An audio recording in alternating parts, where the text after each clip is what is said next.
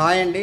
ఎవరైతే M1 aspirants ఉన్నారో వాళ్ళందరికీ కూడా నేను చెప్తున్నాను ఒకటి ఏంటంటే, మన ఛానల్లో వచ్చేసి మీరు ఫస్ట్ నేర్చుకోవాల్సింది ఏంటంటే, నేను ఏ విధంగా రాయాలి ఎగ్జాము, ఎలా ఏ క్వశ్చన్స్ అటెంప్ట్ చేయాలనే వీడియో చేశాను. ఆ వీడియోని చూసిన తర్వాత ఇంపార్టెంట్ క్వశ్చన్స్ వీడియో చూడండి. ఆ తర్వాత వచ్చేసి మన ప్లేలిస్ట్లో ఉన్న క్వశ్చన్స్ని చూసుకొని ఫాలో అవ్వండి. మీరు ఏవైతే ఫస్ట్ ఈజీగా ఉన్నాయో ఆ 2 యూనిట్స్ నేర్చుకొని, మనకి 10 క్వశ్చన్స్ ఇస్తారు కాబట్టి అందులో నుంచి ఫస్ట్ 2 క్వశ్చన్స్ పర్ఫెక్ట్ ఇంత కొట్టివేత లేకుండా రాయండి. మీకు అక్కడే తెలిసిపోతుంది ఈజీగా పాస్ కావడానికి అనేది. ఆ తర్వాత మీరు కొంచెం ఆఫ్ డౌట్ఫుల్గా ఉన్న క్వశ్చన్స్ని కూడా అటెంప్ట్ చేయండి.